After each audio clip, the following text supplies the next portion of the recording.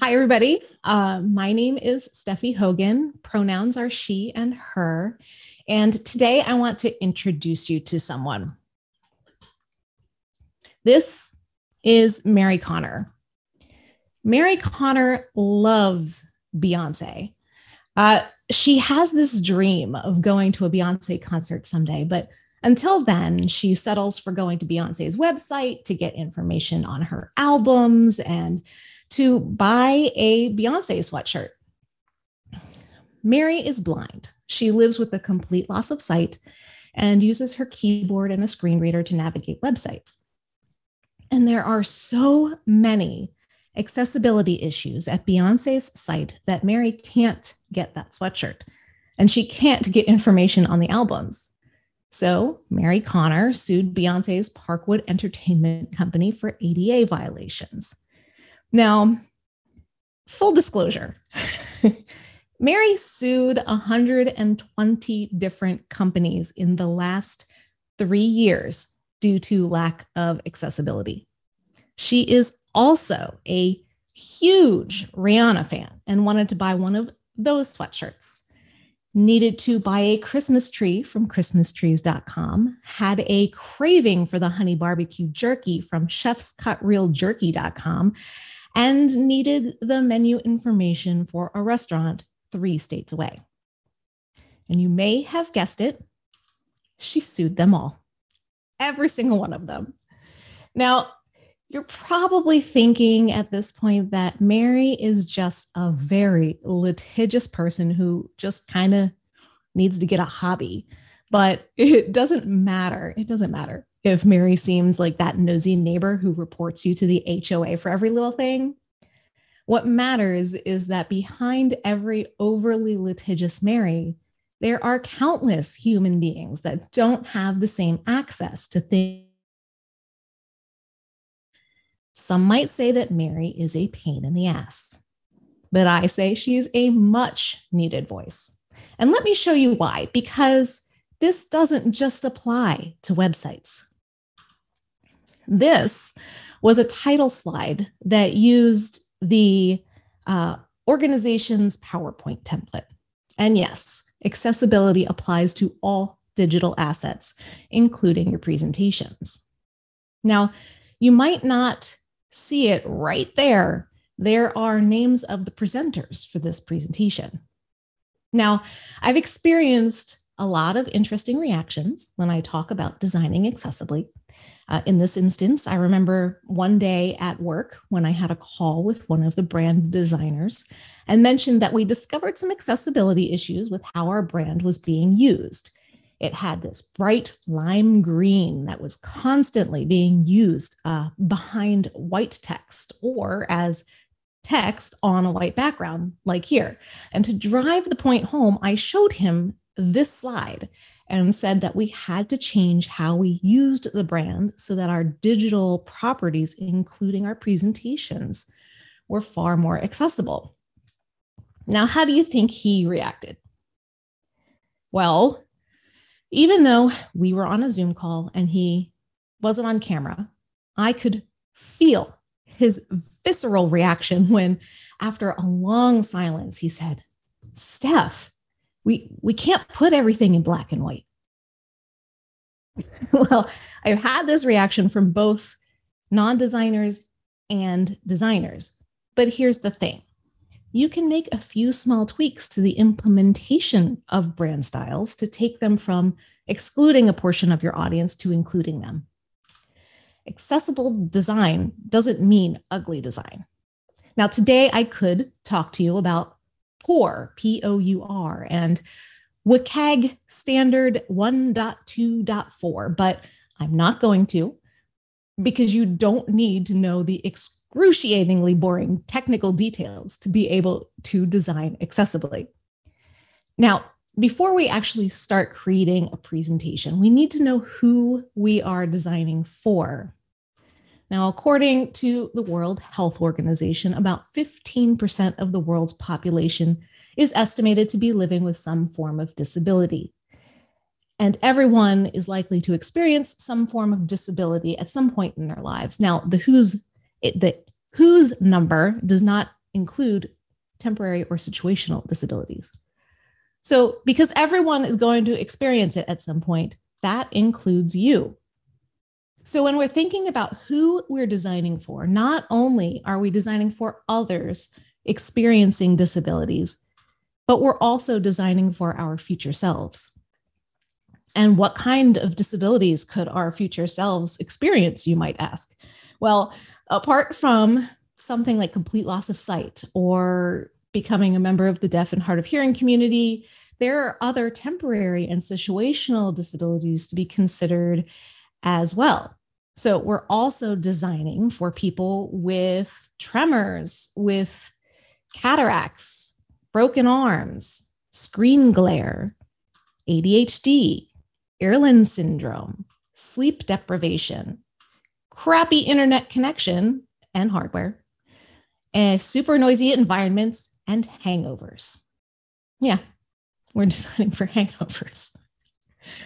It's important to remember that not everyone who has a disability or is neurodivergent experiences issues due to inaccessible design. And not everyone who experiences issues due to inaccessible design has a disability or is neurodivergent. So that means when you design accessibly, you benefit everyone in some way. And that means that we need to design and write for people who feel excluded due to sight, cognitive, hearing, interaction, and technological related reasons. Shit, we need to design. At this point, I kind of understand if you might be getting a little overwhelmed, but it's going to be okay, really. You see, the first step in mitigating any audience frustration related to inaccessible design is to simply start flexing your empathy muscle so that we can understand how impactful bad design really is. Good news is that designing accessibility doesn't mean you're making just one experience to try and fit everybody. You're designing a diversity of ways for everyone to take part in your presentation experience with a sense of belonging. And on top of all of that, we also need to be acutely aware of our own disadvantages as the writer or designer of these presentations, because I have some news for you. You're biased. And some of you might be thinking that you're not, but you are. And I am too. I'm talking about intrinsic and unconscious biases that each of us has based purely on what is normal for each of us. I'm talking about mouse bias for those of us who always use a mouse and don't need to navigate with the keyboard. Color bias for those of us who aren't colorblind.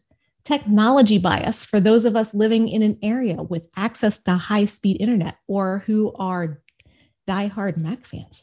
Wink, wink. These biases are directly connected to the user experience theme of the user is not me. If you're a mouse user, you might not think to test the navigation through a presentation using only your keyboard. And I suggest to you all to at some point try that out and with your screen reader or voiceover feature turned on. It is very enlightening. And we'll talk about screen readers here in a bit. Now, I have all three of those biases, and it took me a good year to train myself to consider something like tab order when I'm building a presentation and not after I finish it, because it's so much more of a pain to do it then. Okay, one thing that is super cool and helpful in PowerPoint specifically is that it has a built-in tool that helps you track accessibility issues as you're creating your presentation. Now, if anybody here has ever used the design program called InDesign, it's like the live pre-flight feature, if you're familiar. It's really cool. So let me give you a quick demo of this. We'll go full screen. Oh no, maybe we'll go here because I do want you to be able to see my face.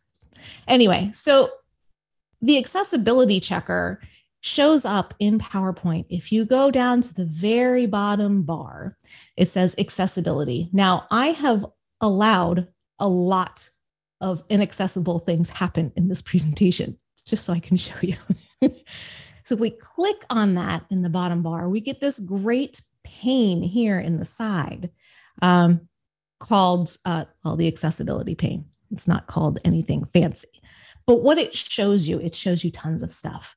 If you are missing alt text on some images, it will show you. And then you can click on that item in the accessibility pane and it takes you straight there, which is so helpful. Also, underneath this whole long list of things I have here, it shows me why I should fix it and the steps I need to take in order to fix it. So it has a mini tutorial in there as well, which is, I think, one of the most helpful things Microsoft has ever built into PowerPoint. It checks to see if your tables have headers programmatically added into them, if you're missing slide titles. Now, the error list is really the list of things that you need to fix, just for the benefit of whomever takes this presentation after you. The warnings, I would also definitely fix the warnings, because here I have some hard to read text on a slide. Some of my contrasts are inappropriate. And then it checks the reading order so that PowerPoint will tell you if, as somebody is going through this with the keyboard, if the text on that slide and the images are going to be announced in the order in which you intend them to be announced. So this is an incredibly helpful tool in PowerPoint. So the accessibility checker is checking constantly for, this is a long list, alt text for pictures, smart art, graphics, shapes, groups of things, charts, embedded objects like PDFs, inking if you draw on your slide, and video as well. The slide content is checking to see if the slide content is read by a screen reader in the order you intend. It checks that the color contrast between text and background colors is high enough. It checks that every slide has a unique title and that, as I said, table structure is simple and uses table headers. But when we're talking about making sure something that you create is accessible, no quick checker or automated tool is going to catch everything. And even with those tutorials, it's not going to suggest a way to elegantly design a fix. Words, good. So let's talk about how to design our content and slides intentionally. We can start with color. First thing we need to remember is that color can't be the only indicator of meaning. So where does that apply in our presentations? Now, this typically applies to data and tables, infographic type elements, and links. Do you want to indicate that a number is bad? Well, you can't just use red. Instead, try adding a down arrow or even a sad face, or heck, just use a plain old negative sign next to it. Now, when you're adding links to a slide, make sure they aren't just a different color. Add an underline. And while we're talking about underlines, only ever use underlines for links. It is a design pattern that is so ingrained into people's brains that they will think your emphasis underline is actually a link, and they might try to click on it or interact with it. Now, while we're talking about color, let's go over color themes in general in PowerPoint and how they work. In PowerPoint, you can program in, you will be using one main pair of dark and light colors, a secondary set of dark and light colors, 6 accent colors, and an active and visited pair of link colors. Now, the dark and light colors are defaults for your backgrounds and text. The accent colors In the top row are the colors that determine what charts look like, and tables and smart art. And in charts, the order of the accent colors is the order of the colors that show up in bar charts, for example.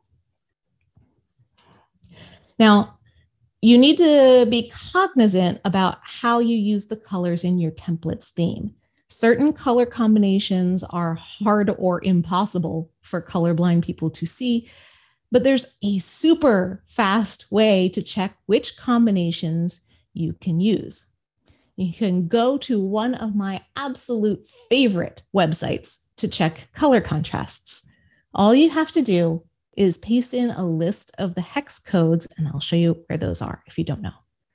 You paste in a list of the hex codes that correspond to the colors in your theme, and it will automatically show you which combinations you can and cannot use. And what you're aiming for is AA compliance. Now, if you aren't sure as to where to find these, let's go into demo mode. And this time I do want to go full screen because it's hard to see on a small thing. So I'm anywhere. When I click on something like a text box or a shape, I get to choose font color or shape fill or whatever. Any of these color pickers that gives you the option to choose a color. If you click on it, now I'm on a Mac, it's a little different than PC, but they're very, very close. If I go into more fill colors, oops, cancel, ha. Okay, so yeah, that was right. Anyway, more fill colors, and then I can choose, oh, it was on the color already. That's why I was confused. We're gonna make this font red. It's more obvious this way. Go to more colors. And it shows you under the RGB sliders, which is the second icon here. And in the drop-down menu, there's a bunch of options. You want to choose RGB sliders. Right here, hex color, all you do is copy that, and then you go to contrast-grid.hshapes.com. You paste it in, and it gives you a list that is holy. Let me get rid of that. Let me blow this up real big. It gives you a list. Now, don't let this alarm you. This was from a project I had worked on where their brand palette included way too many colors. So I had to run it on all of them. So what you see here is, you might see here is that any of those color chips that have a little red indicator in the bottom left, those are the color combinations you cannot use. They do not pass. It has the letters DNP, do not pass. Anything that has the little gray chip in the bottom left, they're good to go. And it will tell you if it's single, double, or AAA compliant, which is awesome. Then there's you might see this little, I don't know, what is that, mustard or greenish color in the bottom left. That's where it says AA 18, which means that you can use it, but you need to make sure your text is 18 points or larger, or 14 points and bold or larger. So that is one of my most favorite websites. So let's see. Oh, that is ugly now, isn't it? Now, on the left here are the colors in this particular theme in this file that I'm using. Those colors are my theme colors. And on the right are the color combinations that I can safely use in this presentation. This is always a handy slide just to kind of keep in your back pocket to remind you. All right, let's move on to text in our presentations. How we treat our text can really affect the understanding of the content by those with cognitive, sight, and even hearing-related impairments. First, we need to make sure that our text is legible and readable. Legibility is the appearance of fonts or text, whereas readability is a measure of how difficult a paragraph is to read and understand. Legibility of your content in PowerPoint can be controlled in a few different ways. First, pick a good font. Now, some of you might be using a corporate template with pre-chosen fonts, and with any luck, those templated fonts were not chosen lightly. And when I say that, I'm referring to the fact that not all fonts play nicely in PowerPoint. There are fonts, and then there are safe fonts. Safe fonts play nicely across all operating systems and versions of PowerPoint. This is what happens when they don't play nice and font substitution occurs. Suddenly you've gone from something legible to something that isn't. Not to mention a CEO might get a little cranky if they go to present and the bottom one is what is shown on screen. Now, make sure your links are descriptive. Now, what do I mean by that? The top example here, it says, click here to read an amazing PowerPoint book. And the words click here are the link. Now, I want you all to promise me that you will never, ever make click here a link ever again just by itself. Because a screen reader that goes to announce these, if you have multiple on a page, especially on websites are notorious for this, you will hear link, click here, link, click here, link, click here. And no one's going to know, where you're going to end up going. Where does that link go? I don't know. Now, a lot of people are told that they have to include the full URL in something like a footnote or source document. I used to work in financial services, had to do it all the time. But the problem is, now this is not a bad long link. It will read fairly well, be announced fairly well. But imagine some of those links that are 4 lines long, full of random letters and characters. The screen reader is going to announce them letter by letter, and it could take a while. So I suggest that you make a link something like, buy the PowerPoint template book here, and the whole sentence is the link. Now, if you need to include, for legal purposes, that full URL, put it on the notes page and make it a handout. An interactive handout. They can click on it. It'll be great. All right. Now, as for readable text, make sure you're using simple language and avoid too many acronyms or corporate speak.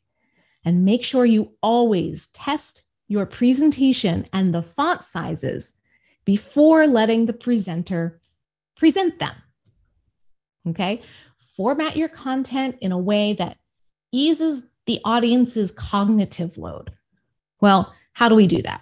We do that by paying attention to things like font size, making sure we have enough white space for our audience's brains to breathe, kerning, which is the space between letters, or in PowerPoint, it's called character spacing, line height, the line between the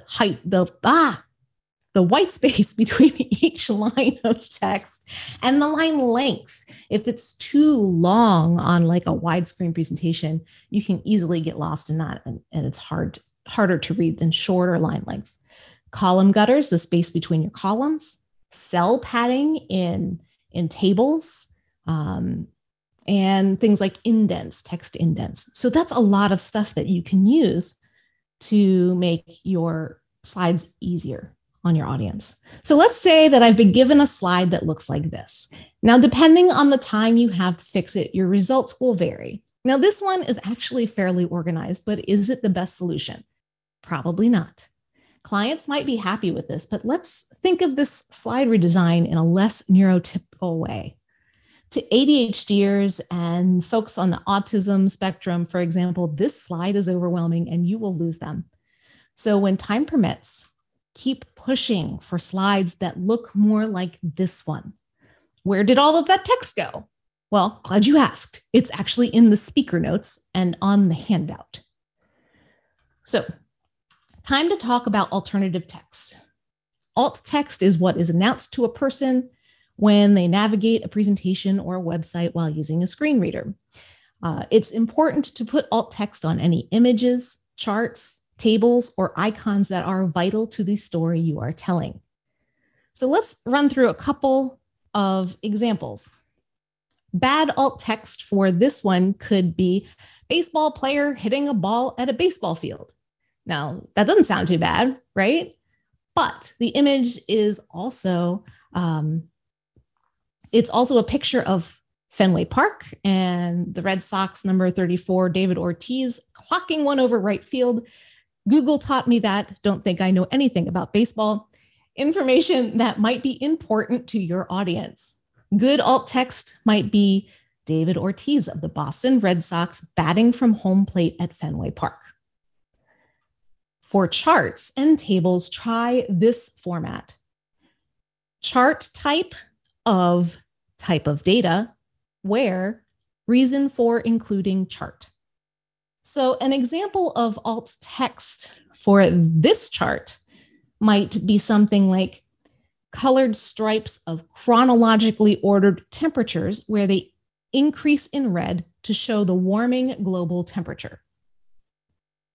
But overall, just be specific when you're describing things. Add context that relates your picture or chart or table based on the content of the page. Keep it brief. A good rule of thumb is less than 125 characters. Don't start it with an image of or picture of. You don't need that.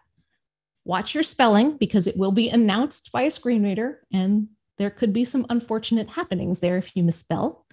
Also, mark decorative things as decorative. So anything on a slide that really doesn't matter to, here we go, to the presentation. Like this one, I have a line here. I don't really need it to be it's not a key part of my story. So I'm going to right click on it and choose Edit Alt Text.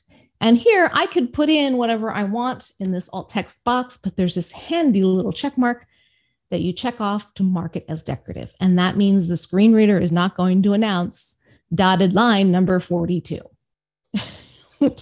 which is probably a good thing. All right. Now, this takes us into delivering your presentation in an inclusive manner. There are things that you can do before, during, and after your presentation to increase your inclusivity score, so to speak. Before I get into the details, and this is another good opportunity to remind ourselves who we're presenting to, whether in person or virtual. Now, your audience will likely have more than one person in it who is experiencing some form of impairment. It could be permanent, someone who is deaf, temporary, someone with an ear infection, or situational, someone watching from a noisy environment. So when you make accommodations for a deaf person, you're also making life a little easier and more inclusive of those people with little kids running around vying for their attention while they're trying to work from home. This is a thing I am very familiar with. So what kind of accommodations can we make? Well, before your presentation even starts, make sure that you send an agenda ahead of time. If you're going to be asking questions during your talk, send those questions ahead of time so that your audience members has time to think about the answers and give you a good one. While you are presenting, there are things that you can do to be more inclusive. Start out by introducing yourself and giving your pronouns. Now, if you haven't done this before, it will feel a little awkward at first, but it does two things. Not only does it remove any question as to how people should refer to you when not using your given name, it's also a signal that you are an open, inclusive person to be around. And it'll put other people at ease who may want to share their pronouns but are too nervous to. As you're speaking, make sure you face your audience. Now, that might seem like a no-brainer for some people, but many times people will turn to look at their slides and keep talking when they do it. And when that happens, people in the audience who need to see your lips to help understand what you're saying, either because they are deaf or hard of hearing, have focus issues, or because you have an accent that's unfamiliar to them. When you take away the accommodation of your face, they can miss important information. By the way, I think I can hear just fine. My husband would say otherwise, but I actually have to see people's lips when they speak to me because I have severe ADHD and focus issues. So verbally cover all of the information on each slide. And this is not an excuse to read your slide, please. For people who are blind or low vision or deaf, so they don't have to, that came out weird, didn't it? So you're covering the information on your slide so that people who are blind or low vision or deaf don't have to split attention between the slides and the interpreter or lip reading. So that was a lot of information to cover, but don't panic. Once you start thinking more empathetically about your audience, a lot of this will become second nature to you, and it won't happen all at once. And that's okay. Right? Remember, let's do an example here. This would be my slide. It has stuff on it.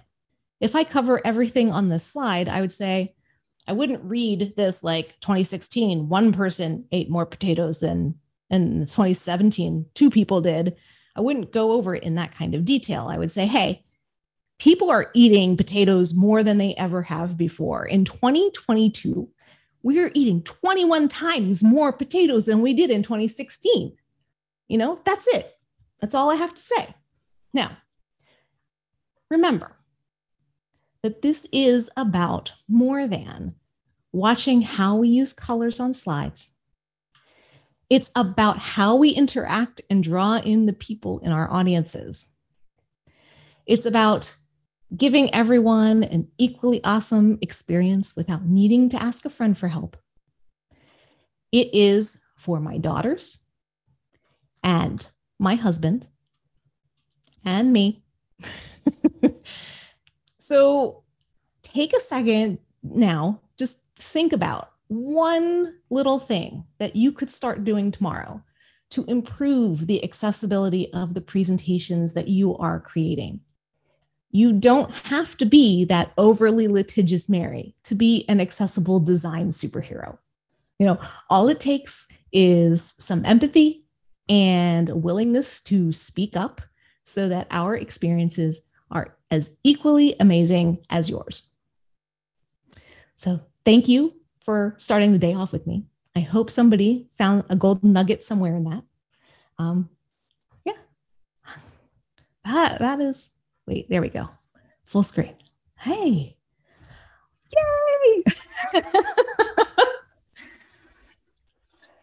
All right. Well, thanks, Steffi. I'm going to jump in here and just remind people that they can go ahead and put any questions for Steffi into the Q&A, and we will move through those. And I'll read them for you, Steffi, as we go through this. Yeah.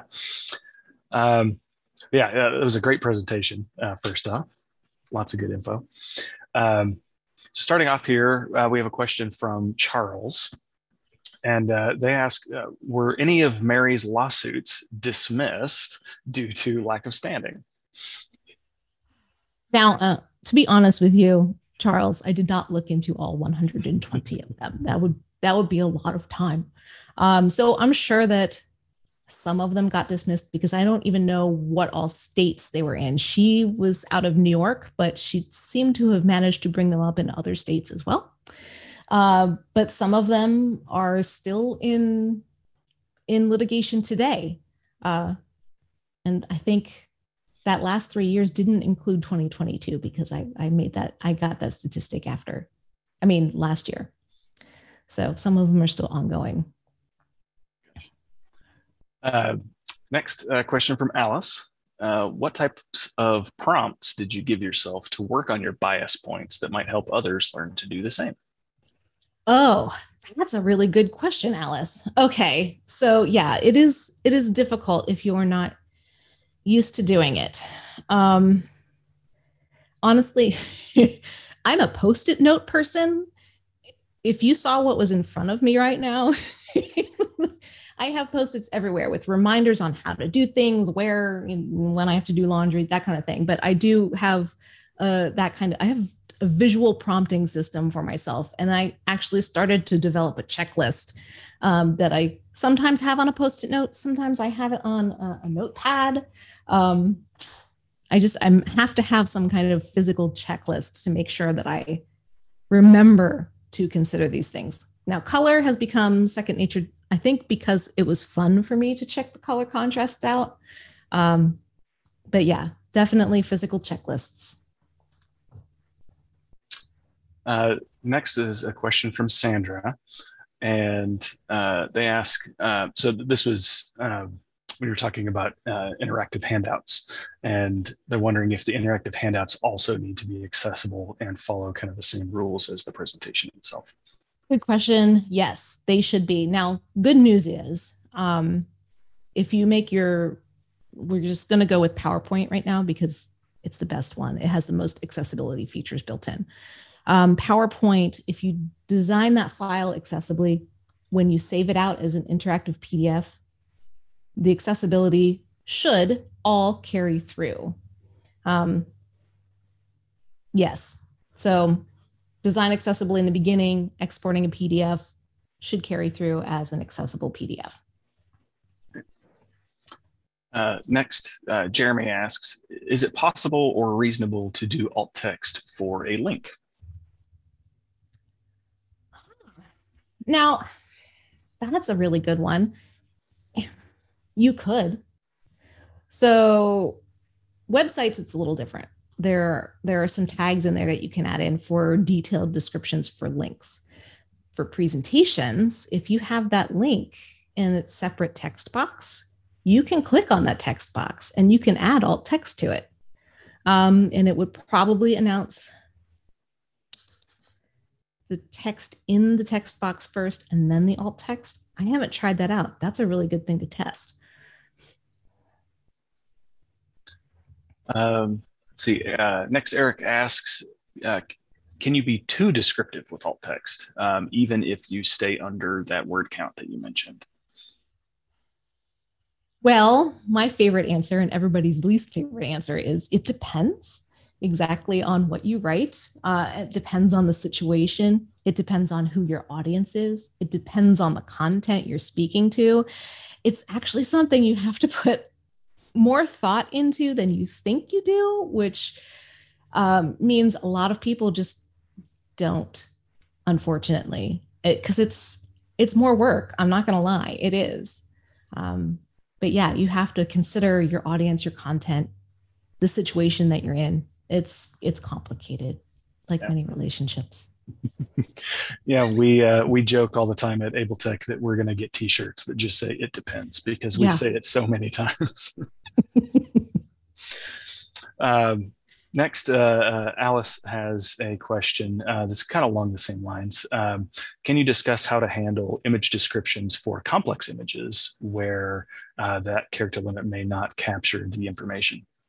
Yeah, there are some things like an infographic that you only have a flat image for. Those are, there are always exceptions to the rule. So if you can as concisely as possible, describe what that image is about, the character limit really won't apply to everything. For images of charts that the screen reader can't read through for you, you'll want something a little more descriptive in your alt text as well. So, rules are made to be broken. Okay, next we have a couple of questions regarding some of the things that you showed in your presentation. So Theo asks if you could provide the chart alt text thing again. They were only able to write down part of it. Yes, definitely. Let me find that slide. There it is. Let me make this big and switch over to here. There. I'll just leave that up for the questions. Yeah. The chart type. So like pie chart of cost of food that shows why Steph doesn't buy mangoes anymore. And so Molly is also wondering what the contrast checking tool that you used was called, and are there any others that you recommend? There are. Okay, let's see. This is sharing my whole screen, so I should be able to pull this over here. Wait, why is this? Okay, let me do this. Wait, which button? I'm losing track. Here we go. Make that go away. There we go, Google. So what did I say? 8. We'll just start typing 8 shapes. So this is my favorite tool on the web, is the 8 shapes color contrast grid. And over here, it pre-populates a whole bunch of hex codes for you, but you put your hex codes in and you get this beautiful chart. And you can even, change the size of things. If you want it bigger, you can have it not show what doesn't pass, things like that. That's really cool. Now, specifically for PowerPoint, if you're using it, there is a tool called Bright Slide that I cannot recommend enough. It's free. And if you can get it installed on your computer at work, it's fantastic. Now, I have it installed. It adds this tab here, and it has all kinds of tools, tons of super useful things built into it that PowerPoint cannot do natively. But if I were to choose this theme colors dropdown, there's a color contrast report. I'm friends with the person who wrote this, and I said, wouldn't it be cool if? And like 3 hours later, he had this programmed into the plugin. So if I press that button, it automatically builds a slide for me in that presentation that shows me what color combinations I can and cannot use. That's pretty slick. It's awesome. And excuse me, the previous one that you had up there, what was the URL for that? It is. Do I have it big on screen? Oh, I did, but then I did this. Here, we'll make this big. Home. And it's in the handout too. So if you don't get it here, the links are definitely in the handout. I could probably make that bigger. More bigger. Okay, looks like we have a couple more coming in. Charles asks, they're asking this because there's a growing response from the courts to. Oh, okay. I believe this is back to the question about Mary. Asked because there's a growing response from the courts to dismiss some of these cases from serial plaintiffs involving both digital and physical barriers based on whether or not the plaintiff had a perceivably legitimate reason for visiting or using the defendant's websites or buildings. That does not surprise me. Sorry, was there a question associated? I interrupted. Sorry. I don't believe so. Okay. Just No, that kind of follow up there. So. That does not surprise me at all. It's probably technically better that way because Americans can be pretty litigious just as a hobby. Okay. Next, we have a question from Kristen. They say, I'm super excited about this thought. It is about providing equally awesome experiences for people without them needing to ask a friend for help. What ways can we examine our own biases that aren't as easily felt, like cognitive impairments? Well, let's see. I think the best thing is to actually, if you know someone with a cognitive impairment or someone who has really severe ADHD, if you know someone who's on the autism spectrum, talk to them and just have an honest conversation. Like, so, what do you see me as kind of not taking into consideration? But if you don't, there are a ton of YouTubers who have really well done channels. There's a fantastic one by a wonderful, I forget all their names now. A blind woman who has this beautiful channel. Oh my gosh, she's so funny. There's people with cognitive impairments, physical impairments, vision, hard of hearing, everything. Actually, if you go, do I have that? I think I have it in the handout. accessibledesignlab.com/resources.